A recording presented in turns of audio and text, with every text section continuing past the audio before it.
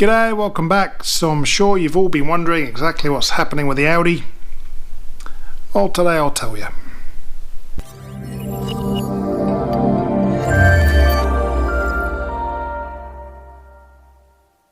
Right, so the problems are all down to the cooling system. Now if you remember, we started off with the heater cool that's behind there. That was leaking, so we took the dash out, we fixed that up. Good job. But once we got that in and working, then we had a leak from the hose here, and of course this pipe was no longer available, so I ended up finding some generic 7/8 inch hose and making do, and that was awesome. That solved that problem until we moved over here. Now this hose here then started to leak,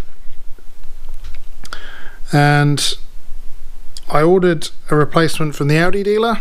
Gave him the part number, gave him some pictures, and he sent the wrong one after 4 weeks. So then he ordered the right one, which 2 weeks later turned up, and that's pretty cool.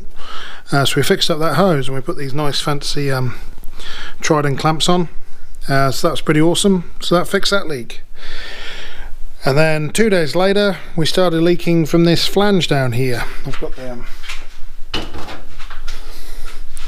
this kind of flange here. You can see I've tried to bodge it up with some welded stuff, but we developed a hole in that flange and that started leaking.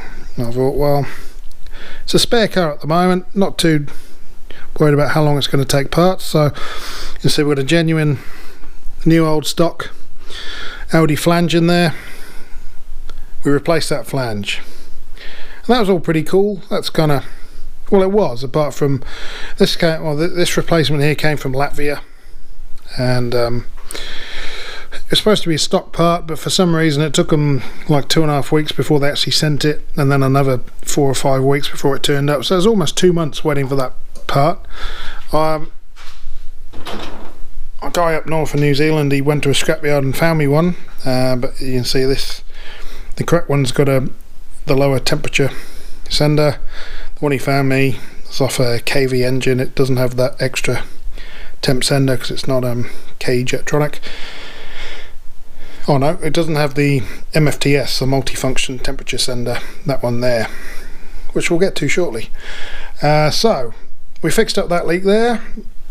Everything was golden for 3 or 4 days, I suppose, and then I noticed the temperature gauge start to rise and couldn't hear the cooling fan kick in, which was just dandy. Now, okay, we'll carry on with the cooling fan. So the cooling fan didn't seem to be kicking on, and that was really annoying because it lives down here, but underneath the kind of ABS unit, underneath the cruise control. It's a real pain to get to the connectors to do any testing, but we managed to wrestle it out of there. Now here's a fan here. Now the problem wasn't the fan itself, the problem was actually the connector.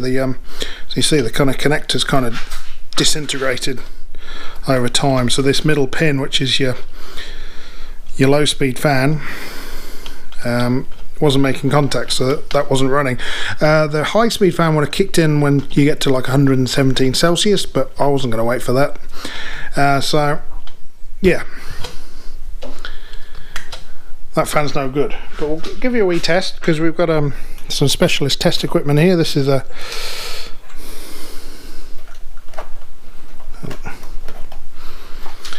Steve Robb sponsored Power Pro 2.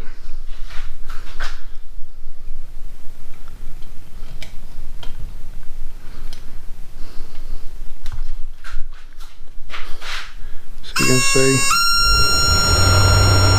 that speed works. Both speeds work, not a problem. However, connector didn't work, and it's a pain to get to, so I couldn't really bodge it together, so I gave up. And now these big old kind of 80 style fans, you can't get these anymore, which is kind of painful. So I had to replace it with something. So we went for a modern solution. I was going to get one of these generic fans here, Now it's kind of fit flush against the radiator and put out a lot more air than one of these, but there was a slight problem. After waiting a week for this to turn up, this is after I hadn't touched the car for weeks because I got sick of it and got busy. So I was testing this fan out, just seeing how much air it put through, and it fell over and I broke 2 fins off. So before I've even put it in the car, I've already broken this fan that I've waited a long time to get my hands on. So I was a little bit annoyed.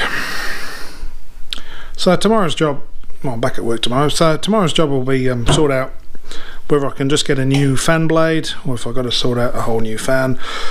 Cross that bridge tomorrow. But there's another kind of side issue. Well, I don't even know if it's an issue. So we mentioned this MFTS, this multifunction temperature sender. Now, originally these were 4-pin real fancy active sensors that failed all the time. Then they got replaced by this version, the 3-pin version, which is a passive kind of unit, and all it does is one pin gives the temp gauge on the dash, one other pin's the over temp for the aircon, and I think one pin's got something to do with the after run water pump, which this particular one doesn't have. Now, replacement and 3-pin versions are notoriously useless and don't give a very accurate kind of reading, and certainly that was a problem I've been having, was the temp gauge was all over the show, so I can't really trust it. I need to take the dash out because the fuel gauge is a bit iffy too, so I think there's quite often you get a problem with the voltage regulator in the cluster, so I need to fix that up, but hasn't been a top priority because once you start pulling apart 25-year-old electronics, they tend to fall to pieces. So it wasn't stopping the car from running, so I left it well alone, but it left me with a dodgy cooling system, no cooling fan, and a temp gauge I couldn't rely on. So I need to put in an extra temp gauge, a more accurate kind of digital readout. Now the problem with that is I don't know if you've seen them, they all use these kind of metal kind of bosses that you insert into a cooling hose. You kind of chop a chunk out, put it in with a couple of clamps, and you screw in your sensor. Now it took me 2 months to get this genuine Audi hose, and it cost a lot of money, so there's no way I'm going to cut this hose up. And that's the only kind of 32 mil or 30 plus mil hose that's in this car, and most of the bosses are all 30 mil or bigger. So what we're going to do, I found a kit for a motorbike which uses a 22 mil kind of boss adapter thing. So we're going to stick it in this pipe here, which is just generic 7/8 inch hose, which has got a 22 mil inside diameter. So we're going to run our additional temp gauge off this hose here, which sounds pretty cool. So yeah, this car's been incredibly frustrating, and if it wasn't a 5-cylinder Audi, it would have gone to scrap a long time ago. This is supposed to be my daily driver, and I've had it almost a year, and I've driven it probably 3 months out of that year. And a couple of times I've come pretty close to shipping it, but no, we're going to get it done, get it sorted, and once we get the fan working, the fan. So yeah, we can fit a 14-inch fan on the back of this radiator, this custom radiator, by the way, $650 top tank on top of I think it's a $2,000 radiator, whatever someone spent on it. So we're going to have a big 14-inch fan there. It's about 1600 CFM, draws about 11 amps. It's a 30 amp circuit, nice big wires on there.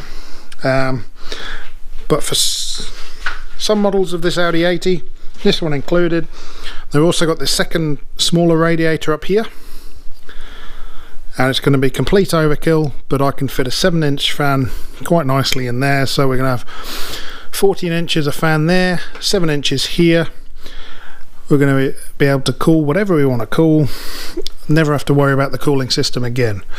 And once we get it all cooled and running nicely and not leaking, we're going to sort out the aircon, because that seems to have given up as well. There does seem to be pressure, but we're going to drain it in recharge it. It has been converted to R134, so we should be able to get it going. It was kicking in before, long time ago, year ago, but it's probably got a slow leak from somewhere, but we'll fix that up. So yeah, this has certainly been the gingerhead stepson of my fleet, but ultimately this is my favourite car on the fleet, so one I actually want to drive every day, and hopefully in the next week or two we'll get there. But yeah, that's what's been happening with this car. It's been driving me insane, but we're almost there. Hopefully by the end of this week we'll be sorted. So there we go. Wee Audi update. Comment, like, subscribe, and I'm sure there'll be plenty more before this job's done. So cheers.